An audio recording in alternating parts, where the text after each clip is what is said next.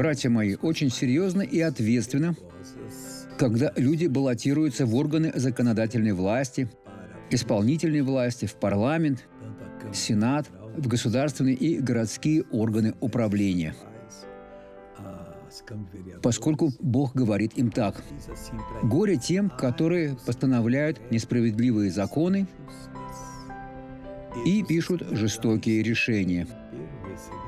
Мы не должны принадлежать к их числу. Нам нужно все время быть от Бога. Давайте искать Господа, чтобы получить благословение, и Он нас благословит. Посмотрите свидетельство этого человека. Затем я помолюсь с вами. Тазобедренный сустав. Что с ним было? Врач хотел его оперировать, но я отказалась, поскольку это болезненно. Я каждый день испытывала сильную боль. А как вы ходили? Ужасно.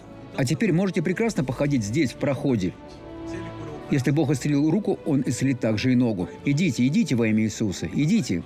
Идите, идите. Выпрямите ногу. Чем больше вы будете выпрямлять, тем быстрее Бог даст вам победу. Делайте шире шаг, шире шаг. Ваша вера сейчас все одолеет. Вернитесь сюда. Вернитесь быстрее. Идите быстрее.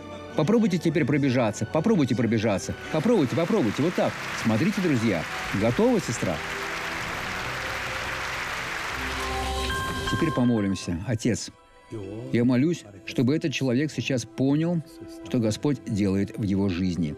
Я обличаю все зло, преследующее его, и говорю: зло, уходи, убирайся прочь. Во имя Иисуса. А вы скажите: я верю. Благодарю, Иисус. Аминь.